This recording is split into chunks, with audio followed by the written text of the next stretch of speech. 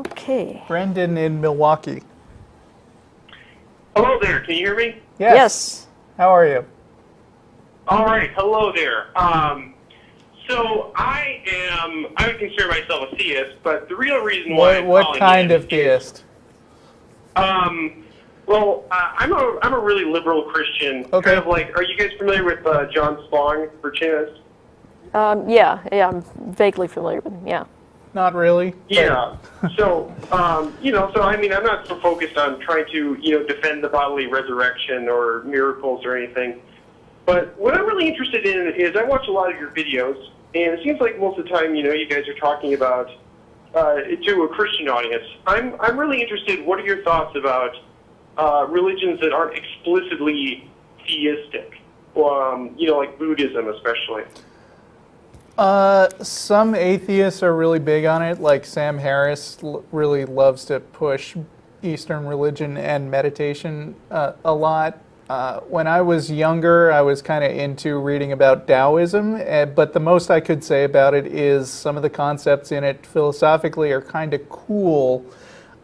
When they make claims about some kind of, to the extent that they make unverifiable claims about things, that's where we're going to start parting company. And it's not like Buddhists have never misbehaved based on their religion. Right. They've done things like there was some temple they destroyed or burned. Religion's not, Buddhism isn't that much different from other religions when you have like a church hierarchy that has a lot of control over people. Buddhism has behaved just as badly as any other religion in that respect. So, right. in terms of the hierarchy itself, they're no better, no worse than anybody else. Yeah, and mostly it's just that, any organization can behave well or badly. I mean, even many atheist organizations can behave in a way that hurts their members or people outside the group. But the main issue that we would like to consider when talking about a specific religion is, do they make claims that can be verified and are true? And I think, if anything, Buddhism just has the virtue that it makes fewer ridiculous claims than a guy coming back from the dead and saving everybody from sin.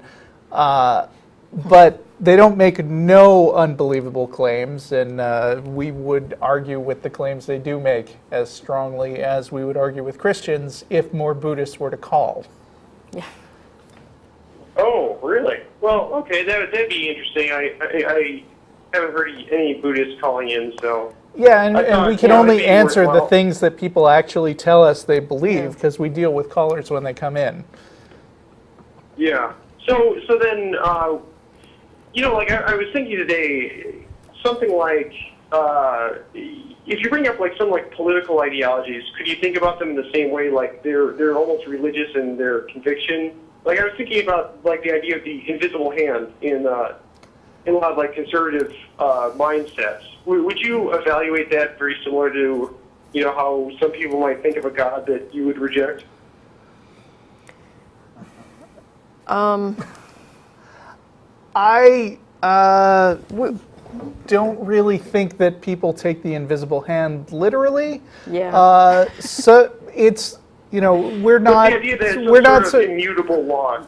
Yeah, no, I mean, I don't know. I think to the extent that people would make claims about the way the world works that can't be proven true, or in some cases could actually be proven false, then that person is being irrational, but I wouldn't necessarily call it the same kind of irrationality as religion in most cases. Yeah. And we're not specifically a liberal or conservative show, although I do have a lot of arguments about political beliefs with other atheists all the time. And I would just say that, if someone, makes some kind of claim, whether it's, how the economy works or, about a religious claim or anything like that, skepticism is appropriate. That's the appropriate response. And if someone is making a claim, they have the burden to demonstrate that this claim is true or likely true. So if someone says, hey, there's an invisible hand that controls the market and makes everything wonderful, they need to demonstrate that.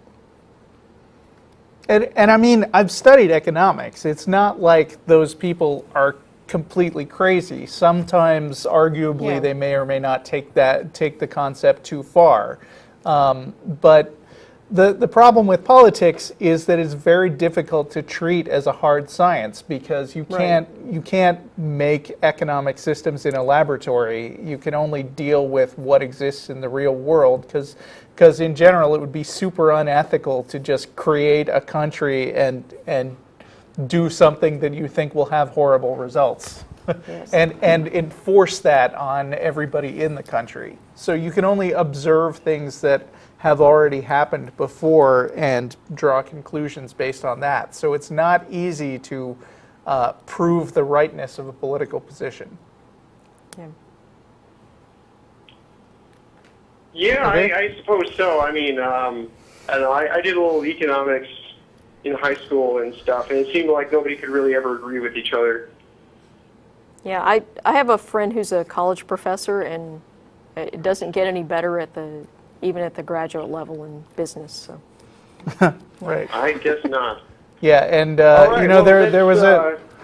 I just want to basically also what I say wanted to ask. there was a famous, or I don't know how famous it was, but I read Thomas Malkiel's Random Walk Down Wall Street, and he, I mean, it's generally pretty well known that if you go to stockbrokers and look at their past performance, they don't do any better than like monkeys throwing darts Yeah. in the long term. Monkeys throwing darts. That was a very diplomatic way of putting it. Okay. So what was the last thing? I just do you ever feel then like all right. I understand your position about you're in a lot of say atheist critiques about demanding evidence for things that are claimed. Do you ever think it's justifiable to act out of say like a really strong internal conviction for something when say there might not be enough time to wait for the evidence or something? I guess I'm thinking sort of like the the William James the will to believe, that notion. I don't know that. Yeah, I'm not familiar with that. But I mean, I think I think that people do act out of deep convictions. So I think that that's really what happens a lot of times. And sometimes it's better informed than other times. And I mean, sometimes you don't have the time to gather all the information, and you have to pick one thing or the other. And I wouldn't call that faith. I mean, if you're actually pushed into making a necessary decision, that you just do the best you can with what you've got. I don't know what else to say about that. Yeah. So is that it? Yeah, I guess so. Okay. That's all fine, dandy. I'm sure there's more interesting people that you guys can be talking to. All right. Thanks for calling. Thanks, Certainly. Brendan. Certainly. Have a good evening. Bye. See you.